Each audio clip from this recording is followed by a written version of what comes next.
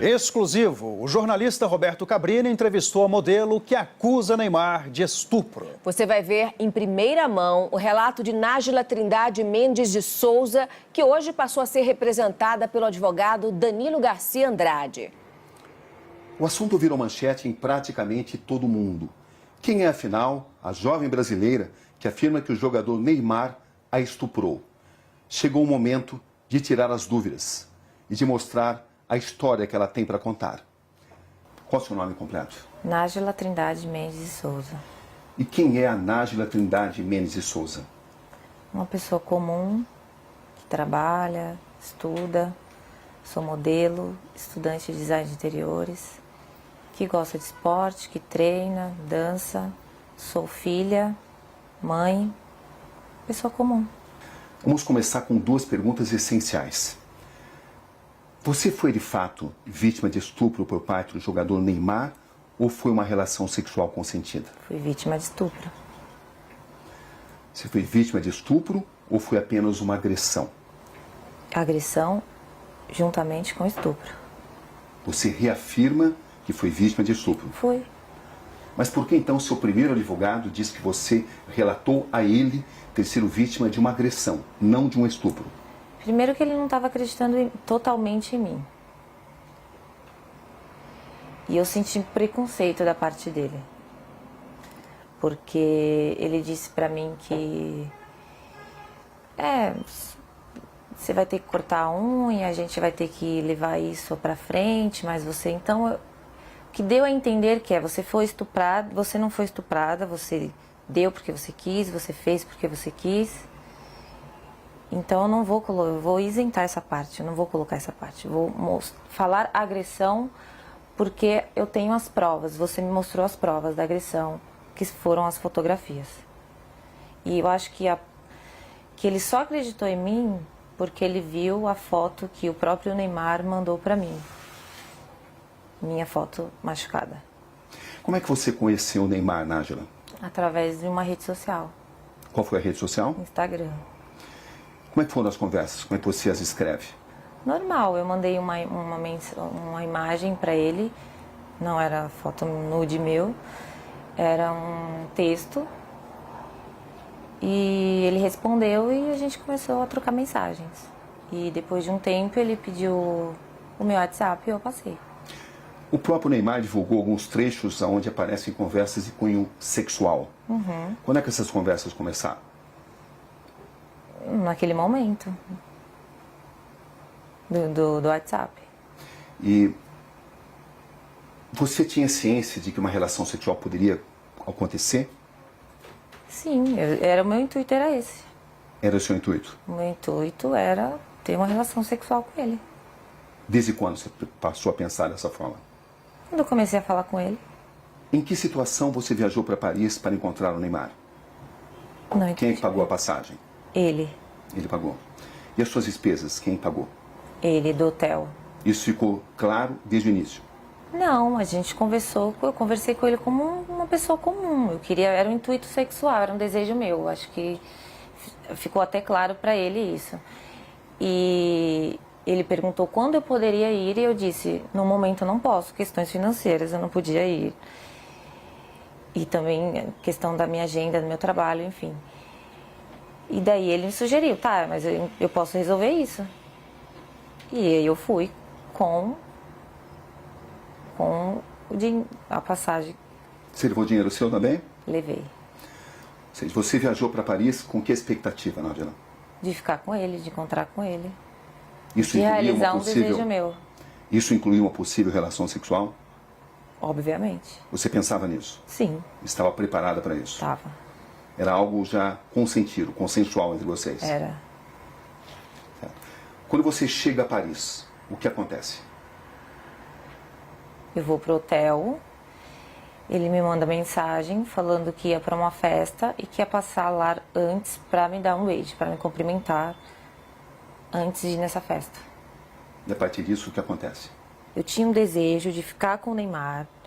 E quando eu chego lá, tava tudo bem, tava tudo legal as mensagens. Uhul, eu ia conseguir, entendeu? Só que quando eu cheguei lá, ele estava agressivo. totalmente diferente daquele cara que eu conheci nas mensagens. Até aí, tudo bem. Como eu tinha muita vontade de ficar com ele, falei, ok, vou tentar manejar aqui. E a gente começou a trocar carícias, começou a ficar, a se beijar. E daí ele me despiu. Eu não Até achei... então foi tudo consensual? Foi. Até aí tudo bem. Sim. Só que depois ele começou a me bater. E eu falei assim, nos primeiros, ok, tava tudo certo. Só que depois começou a me machucar muito. E eu falei, para. Você falou isso de forma clara? Falei, para, está doendo. E ele falou, desculpa, linda. Ok, continuamos. Deitados na cama, rolando e tal. Eu falei, você trouxe preservativo? Porque eu não tenho. E ele disse, não. Eu falei, então não vai acontecer nada além disso. Porque não podemos. Qual foi a resposta dele? Ele não respondeu nada. E a gente continuou. E ele me virou, cometeu o ato, e eu pedi para ele parar. Enquanto ele cometia o ato, ele continuava batendo na minha bunda violentamente. E depois eu girei. Foi tudo muito rápido, questão de segundos, e me retirei. Foi isso que aconteceu.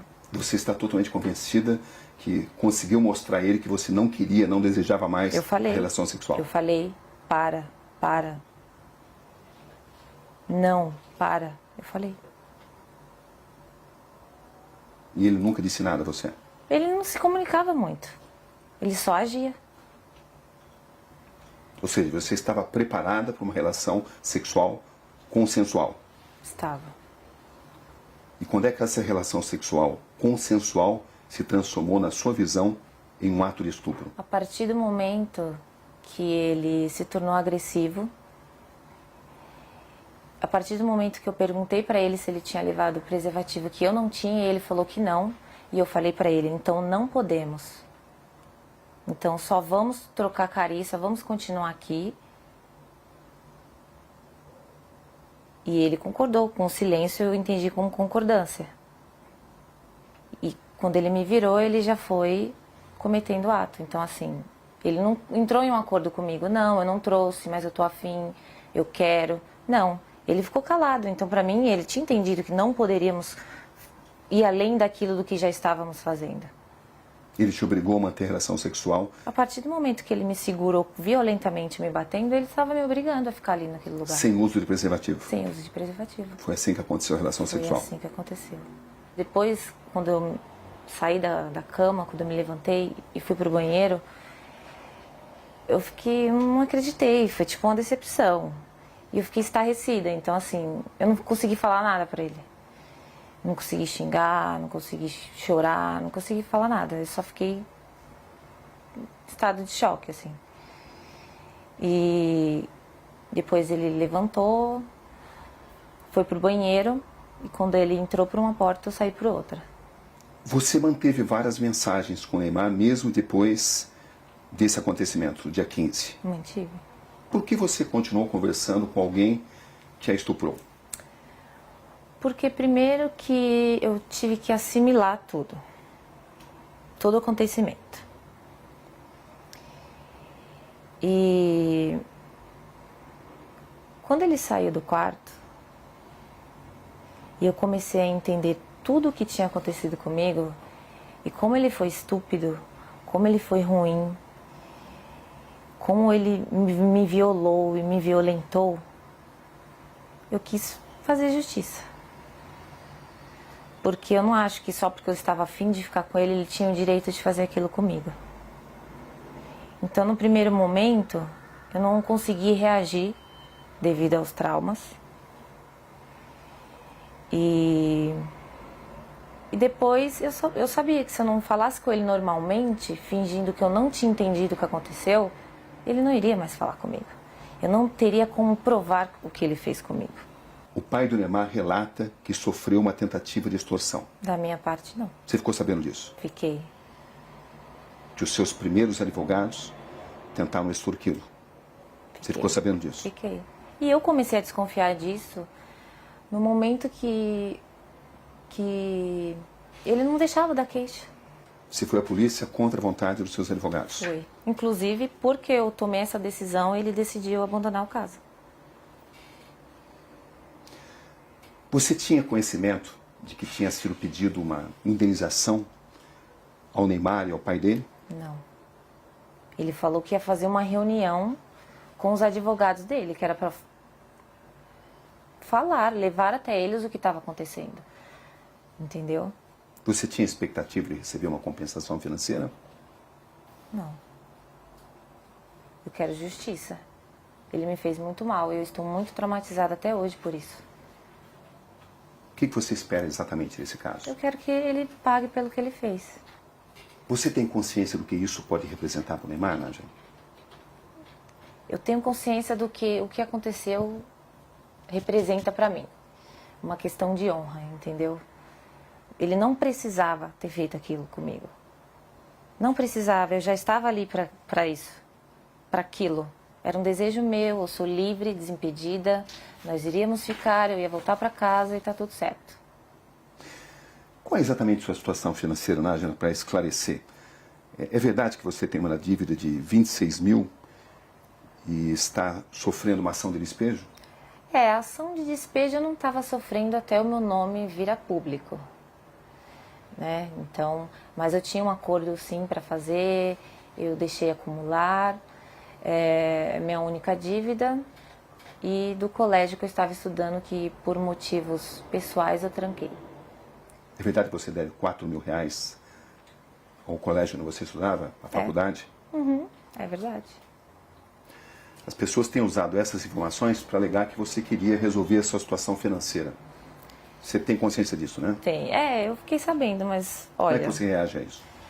Eu acho que teria uma forma mais fácil, mais rápida do que todo esse auê, todo esse escândalo. Eu acho que eu não preciso disso. E até o Neymar para poder conseguir dinheiro. Tem muitos trabalhos, muitas coisas para fazer. Eu não ia me expor dessa forma. Não tem lógica, não tem sentido. Para arrancar dinheiro do Neymar. Desculpa, não preciso disso. E você vai ver novas revelações da entrevista a Roberto Cabrini no Conexão Repórter na próxima segunda-feira.